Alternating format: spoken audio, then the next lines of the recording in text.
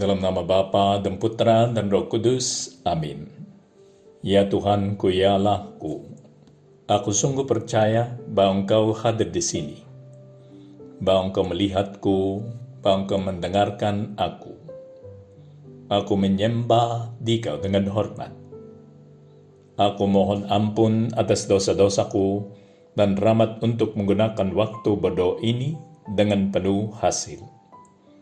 Bunda Kaintak bernoda, Santo Yusuf, Bapa dan Tuanku, malaikat pelindungku, doakanlah aku. Setelah Tuhan Yesus Kristus bangkit dari antara orang mati, setelah 40 hari itu dia berjalan di atas bumi ini untuk menyelesaikan pembinaan murid-muridnya. Ke-11 murid itu berangkat ke Galilea, katanya Santo Matius di dalam Injilnya. Mereka berangkat ke Galilea, ke bukit yang telah ditunjukkan Yesus.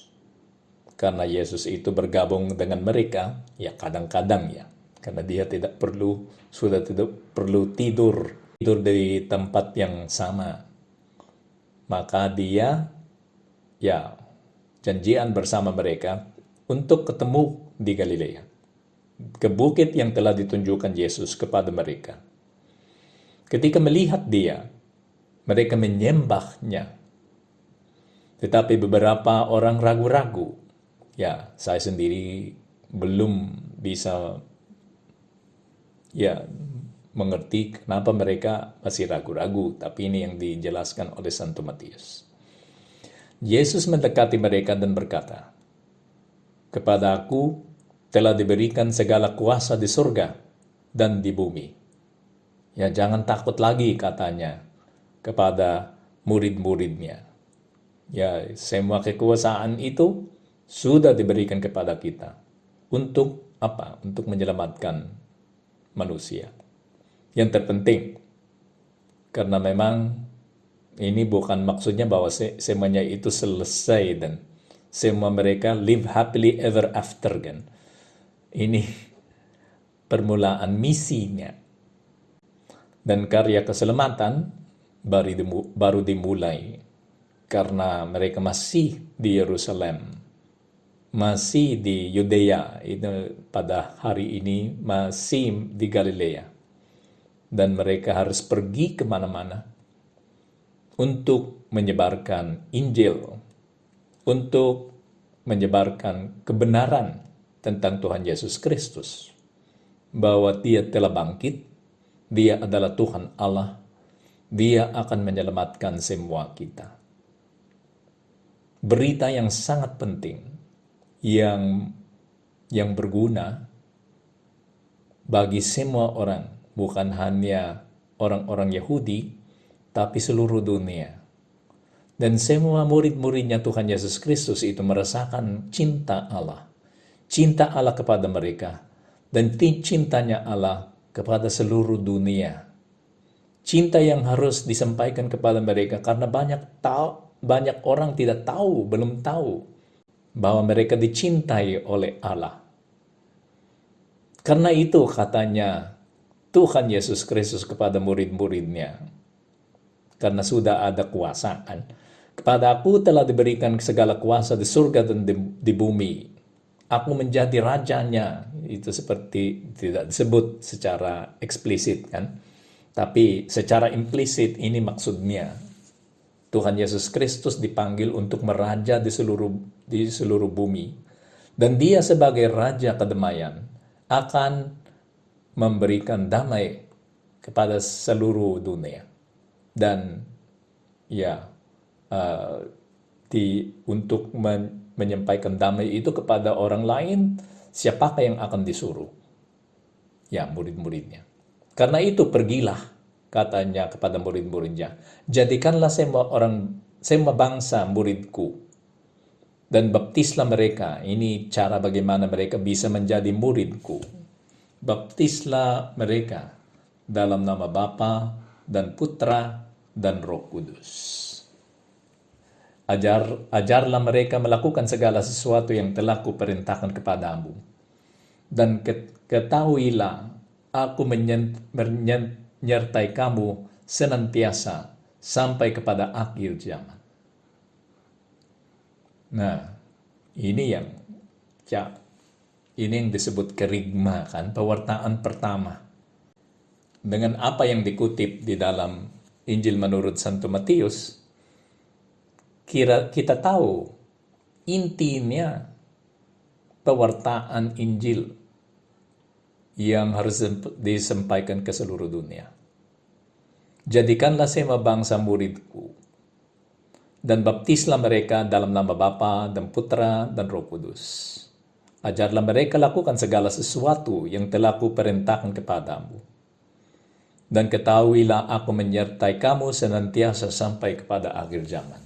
Kita selalu akan hidup bersama, walaupun badannya sudah tidak ada, tapi roh Tuhan Yesus Kristus itu tetap ada. Khusus di dalam bentuk Roh Kudus, ya, karena Dia adalah Allah. Maka di mana Roh Kudus itu ada, Allah Putra dan Allah Bapa juga ada. Pada hari Minggu ini, kita akan merayakan Hari Raya Allah Tritunggal. Dan kita bisa melihat bahwa di dalam Injil menurut Santo Matius, Allah Tritunggal lah yang menyuruh kita keluar untuk ketemu dengan semua orang, sehingga orang-orang itu tidak disingkirkan, tidak ada satu orang pun yang tidak mendengar Injil ini dari Tuhan Yesus Kristus. Kerigma. Allah Tritunggal yang, karena itu yang dikatakan oleh Tuhan Yesus Kristus, ya, baptislah mereka dalam nama Bapa dan Putra dan Roh Kudus. Nah, yang kerigma ini yang kita harus menyampaikan kepada semua orang. Katanya Bapak Paus Fransiskus di dalam Evangelii Gaudium, kegembiraan Injil. Ya, dengan judul itu kita sudah tahu bahwa dia mau mengingatkan kita bahwa Injil ini memberikan kegembiraan, menyebabkan kegembiraan di dalam semua orang yang mendengarnya. Dan katanya di dalam nomor 164 di dalam Evangelii Gaudium, dalam katekese juga kita telah menemukan ada peran pokok pewartaan pertama atau kerigma. Ya, peran pokok pewartaan pertama. Pewartaan pertama itu namanya itu kerigma. Maksudnya pewartaan pertama adalah yang utama, yang harus disampaikan lebih dahulu kepada semua orang yang kita mau meyakinkan tentang Tuhan Yesus Kristus, yang hendaknya menjadi pusat dari semua kegiatan evangelisasi, katanya Bapak Paus, dan seluruh upaya untuk pembaruan gereja. Kerigma ini, pewartaan pertama, menjadi pusat dari semua kegiatan evangelisasi. Setiap kali kita melaksanakan evangelisasi, pesannya adalah ini. Katanya Bapak Paus, kerigma adalah trinitaris. Dilaksanakan oleh Allah Tritunggal dan membuat Allah Tritunggal itu muncul di dalam diri kita. Katanya lagi di dalam Evangelii Gaudium 164, api roh diberikan dalam bentuk-bentuk lidah-lidah dan membimbing kita untuk percaya akan Yesus Kristus, yang dengan wafat dan kebangkitannya mewahyukan dan menyampaikan kepada kita belas kasih Bapa yang tanpa batas. Ada Roh Kudus yang diberikan dalam bentuk lidah-lidah yang membimbing kita untuk percaya kepada Kristus yang wafat dan bangkit untuk menyampaikan belas kasih dari Bapa. Ketiganya ada di dalam kerigma. pewartaan pertama. Ada kemampuan, ada yang mengorbankan diri supaya kita tahu bahwa Bapa itu mencintai kita. Melalui bibir-bibir para katekis, pewartaan pertama yang seharusnya disuarakan berulang-ulang ialah, ini isinya. Kalau disingkatkan ya, apa yang harus dikatakan oleh seorang katekis, atau apa intinya pesan kita, pewartaan kita kepada orang-orang ini. Katanya Bapak Paus, intinya pesan kita adalah Yesus Kristus mencintaimu. Ia menyerahkan hidupnya untuk menyelamatkan kamu. Dan sekarang ia tinggal di sampingmu setiap hari untuk menerangi, menguatkan, dan membebaskanmu. Ini yang kerigma, pewartaan pertama. Yesus Kristus mencintaimu. Ia menyerahkan hidupnya untuk menyelamatkan kau. Dan sekarang ia tinggal di sampingmu setiap hari untuk menerangi, menguatkan, dan membebaskanmu. Pewartaan pertama ini disebut pertama, katanya Bapak Paus, bukan karena ada pada awal dan kemudian dapat dilupakan atau digantikan oleh hal-hal lain yang lebih penting. Oke, ini bukan pertama seperti pendahuluan, introduction gitu. Tapi yang introduction itu atau sambutan gitu. Sambutan itu bukan bahan utamanya, kan? Yang pertama ini, kerigma ini bukan sekedar sambutan. Okay? Katanya Bapak Paus, ini intinya. Pewartaan ini pertama dalam arti kualitatif, karena merupakan pewartaan utama yang harus kita dengar lagi dan lagi dengan berbagai cara. Yang harus kita wartakan dengan satu atau lain cara melalui proses katekesi di setiap tingkat dan setiap saat. Karena alasan ini juga, imam seperti setiap anggota gereja lainnya hendaknya bertumbuh dalam kesadaran bahwa ia sendiri senantiasa juga perlu dievangelisasi. Oke, yang pewartaan pertama kita adalah, kerigmanya adalah Yesus Kristus mencintaimu dan menyelamatkan kamu. Tiap kali kita menyampaikan sesuatu, baik yang jangan membunuh, kita harus mencintai orang lain, orang tua, kita harus menghormati pejabat di dalam gereja. Semua itu berhubungan dengan kerigmanya, dengan pewartaan pertamanya. Yesus Kristus mencintaimu. Dia datang untuk menyelamatkan kamu.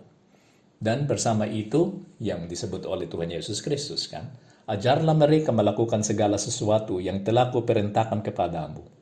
Karena ini jalannya bagaimana mereka bisa datang kepadaku yang mencintai mereka, yang sangat mencintai mereka. Kerigma harus membawa kita sampai ke lubuk hatinya Tuhan. Dan apakah yang kita akan menemukan di sana?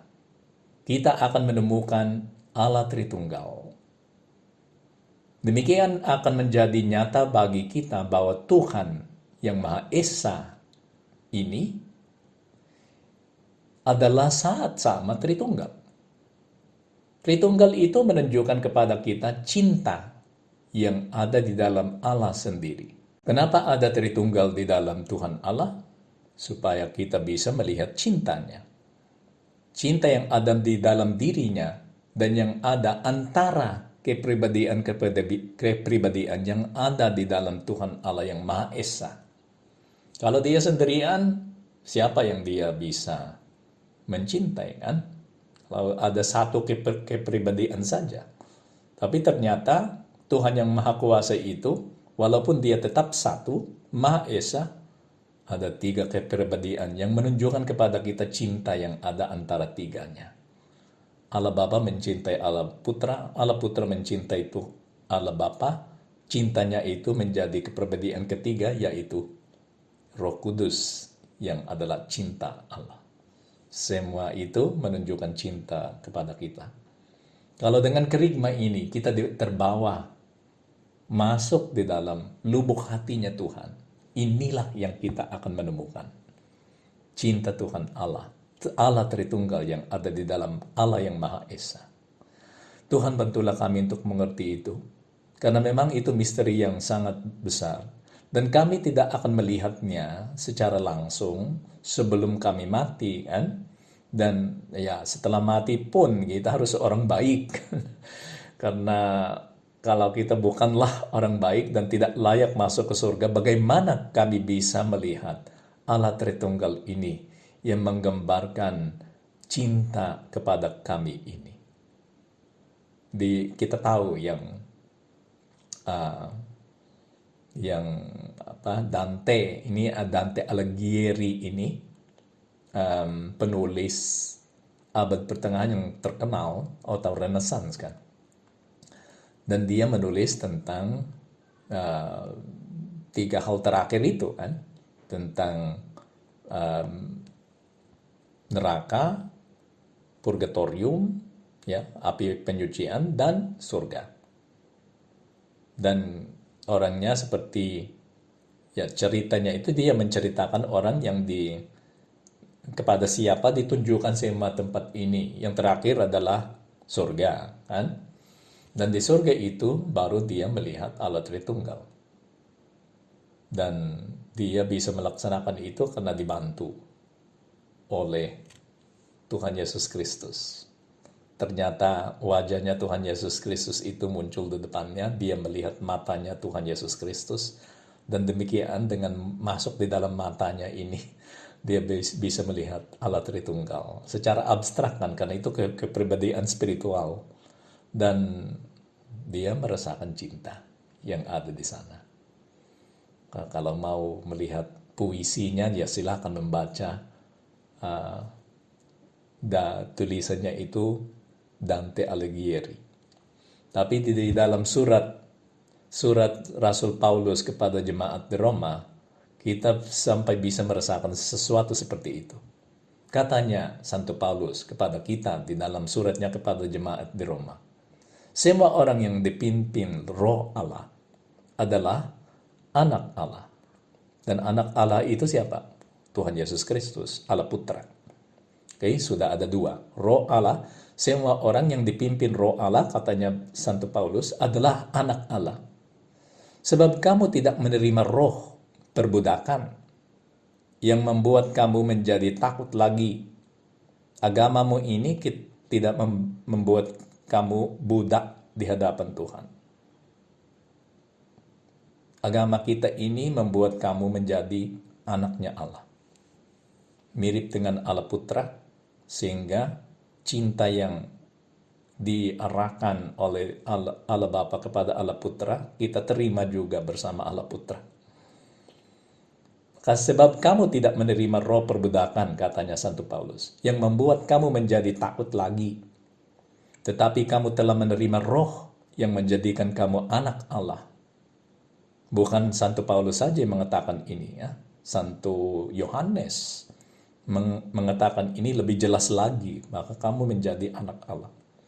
Oleh roh itu kita berseru, katanya Santo Paulus, ya Abba, ya Bapa. Kita tahu bahwa Abba itu adalah Papa dalam bahasa Ibrani, kan? Ya Abba, ya Bapa. Ini yang kita sebut Papa. Kata waktu kita melihat Tuhan Allah, kita sebut Papa, Ayahku. Kita mampu melaksanakan ini karena roh yang mengubah diri kita sehingga kita menjadi anak Allah. Roh itu bersaksi bersama-sama dengan roh kita bahwa kita adalah anak-anak Allah, katanya Santo Paulus. Dan jika kita adalah anak, maka kita juga adalah ahli waris. Maksudnya orang-orang yang berhak menerima janji-janji Allah, yang akan menerimanya bersama-sama dengan Kristus. Yaitu jika kita menderita bersama-sama dengan Dia, supaya kita juga dipermuliakan bersama-sama dengan Dia. Ini bacaan kedua di dalam misa ini untuk Allah Tritunggal hari Minggu ini. Dan silakan menikmati di dalam pengertiannya. Kita adalah anak Allah. Oleh roh itu kita berseru, ya Abba, ya Bapa, ya Ayah, Bapakku. Roh itu bersaksi bersama-sama dengan roh kita bahwa kita adalah anak-anak Allah. Dan jika kita adalah anak, maka kita juga adalah ahli waris. Maksudnya orang-orang yang berhak menerima janji-janji Allah. Manis pesan ini yang diberikan kepada kita oleh Santo Paulus, yang dia pasti belajar dari Tuhan Yesus Kristus. Ini yang utama. Dan mungkin di dalam hari raya Allah Tritunggal ini, kita harus berfokus atas ini, kan? Memang karena dikatakan oleh Bapak Paus Fransiskus, kadang kita salah berpikir bahwa setelah ini seperti pengantar, kan? Ini pengantar dan yang serius adalah ini. Yang jangan melaksanakan ini karena itu dosa, jangan melaksanakan ini karena ini dosa, jangan melaksanakan itu karena dosa, berbahaya, gini. Ini yang utama. Loh, itu bukan yang utama. Memang harus diperhatikan, kan? Jangan membunuh, jangan berzina, gini. Tapi di belakangnya ada, aku mencintai Allah, Allah mencintai aku. Aku mencintai Allah, Allah mencintai aku, ada di belakang setiap perintah yang diberikan kepada kita. Maka jangan melupakan itu, karena kalau kita berfokus atas yang jangan ini, bagaimana kita bisa jatuh cinta dengan agama kita ini, dengan Injil yang diberikan kepada kita oleh Tuhan Yesus Kristus. Kita tidak seharusnya berpikir, katanya Bapak Paus, bahwa dalam katekesi kerigma ditinggalkan demi pembinaan yang dianggap lebih solid. Tak ada yang lebih solid lagi, yang mendalam, yang aman, yang bermakna dan penuh kebijaksanaan daripada pewartaan awal yang tidak akan hilang. Semua pembinaan Kristiani merupakan pendalaman kerigma yang mendarah daging semakin mendalam dan terus-menerus menerangi karya katekesi, sehingga memampukan kita memahami dengan lebih penuh makna setiap tema yang dikembangkan dalam katekesi. Salibnya, cinta akan Bunda Maria, semua ini itu berhubungan dengan Yesus mencintai kita, Allah mencintai kita, kita diselamatkan oleh Tuhan Yesus Kristus. Oleh karena itu yang disarankan oleh Bapak Paus adalah jangan melupakan jalan keindahan, via pulchritudinis di dalam katekesi. Di dalam katekesi kita harus terbawa dengan keindahan situasi kita ini. Dan kita pakai seni supaya semua orang itu terbawa kepada cintanya Tuhan Allah.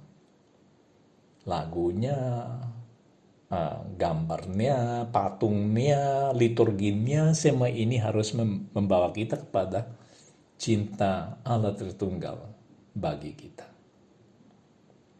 Marilah kita pergi kepada Bunda Maria, karena Bunda Maria lah yang tetap mengalami, selalu senantiasa mengalami kerigma ini. Aku dicintai oleh Allah, aku diselamatkan oleh Allah.